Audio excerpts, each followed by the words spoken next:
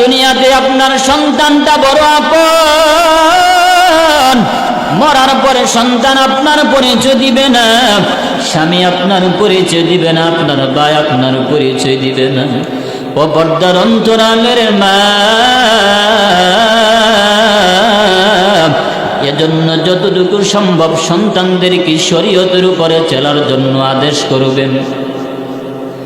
কারণ একটা মাই তো পারে একটা ঘরকে ইসলামী ঘর বানাইতে।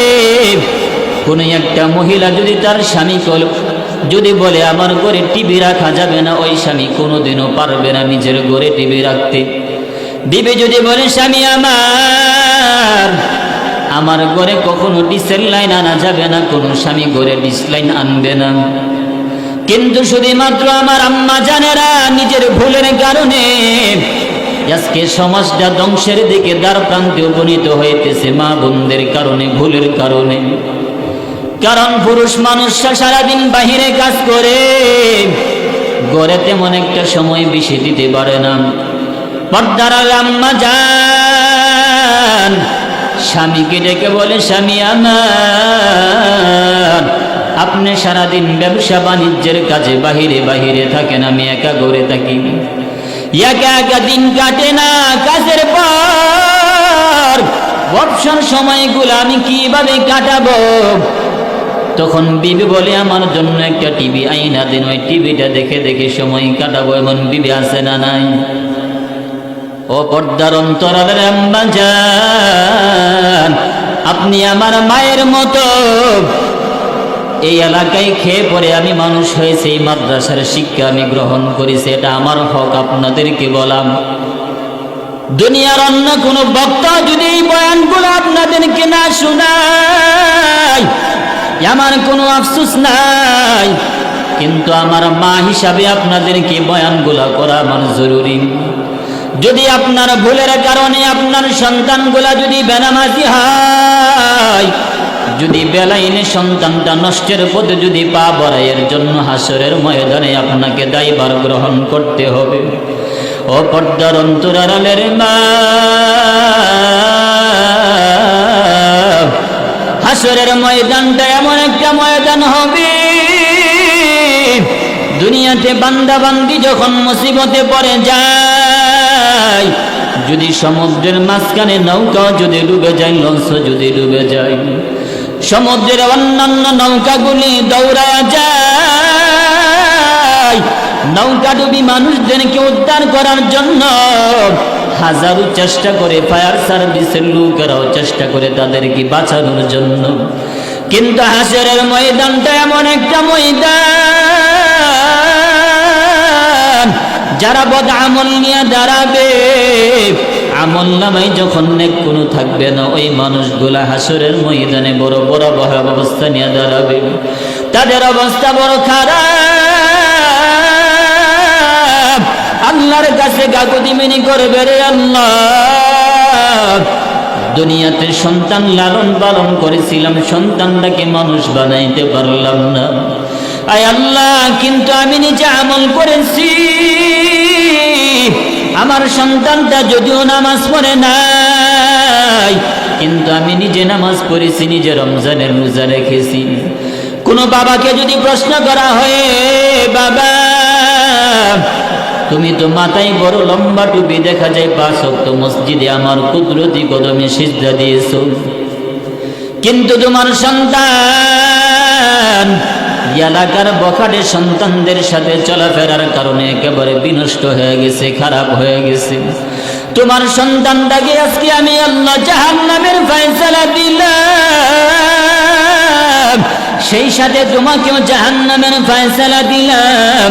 বান্দা যদি বলল আমি তো অনেক আমল করেছি, অন্তত আমাকে জান্নাতের ফয়সালা দেন, আল্লাহ বলবেন আরে গোলাম না, শুধুমাত্র তুমি নেক আমল করলে কোনো কাজ হবে না। বান্দা তোমার আমল নামাই আমল থাকলে কি হবে? সন্তান যদি বেনামাজি হয়, হাসরের ময়দানে সন্তান যদি বেনামাজি হয়, ও পর্দার অন্তরালের মা, ও আব্বা জান, ভালো করে কথাগুলি খেয়াল করে শুনেন। আমার পয়গম্বর জানা দেন, কোন সন্তান যদি জাহান্নামের ফয়সালার অধিকারী হয়ে যায়, আল্লাহ পাক যদি কোন সন্তানকে জাহান্নামে দিয়ে দেন, ওই সময় সন্তান আল্লাহর কাছে আবদার করবে, রে আল্লাহ, আজকে আমি একা জাহান্নামে যাব না, একা একা জাহান্নামে আজকে যাব না। আল্লাহ বলে, কি করতে চাও? সন্তান তখন ডেকে বলবে, রে আল্লাহ, আমার মা বাবা কোথায়? আমার মা বাবাকে বের করে এনে দাও, জাহান্নামের সামনে তাদেরকে শুয়া দাও। আমি সন্তান তাদের বুকে পাড়া দিয়ে জাহান্নামে যাব। আমার মনের আশাটা পূরণ করে আজকে আমি জাহান্নামে যাব। এরা দয়ার মালিক আল্লাহ, আমি নামাজ পড়ি নাই, আমার বাবা কখনো নামাজের জন্য বলে নাই। ফজরের আজান যখন মুয়াজ্জিন আল্লাহু আকবারের ধ্বনি দিত, আমার বাবা নিজে ঘুম থেকে জাগছে, আমাকে ঘুম থেকে জাগায় নাই। আরে দয়ার মালিক আল্লাহ, আমার মা নামাজ পড়েছে কিন্তু আমাকে নামাজের জন্য জাগায় নাই। আয় আল্লাহ, আজকে আমি জাহান্নামে যাব, কিন্তু আমার মা বাবাকে জাহান্নামে শুয়ায়া দাও, তাদের বুকের উপর পাড়া দিয়ে আমি আজকে জাহান্নামে যেতে চাই। আল্লাহ বলবে, বান্দা যাও, তাদেরকে তোমার সামনে শুয়ায়া দিলাম, তাদের বুকের উপর পাড়া দিয়ে তুমি আজকে জাহান্নামে যাও। এমন ভয়ানক পরিস্থিতি হবে। এজন্যই তো আল্লাহ রমজানের ফরজ রোজা ফরজ করেছেন, মানুষ যেন মুত্তাকি হতে পারে, পরহেজগার হতে পারে, আল্লাহ ওয়ালা যেন হতে পারে।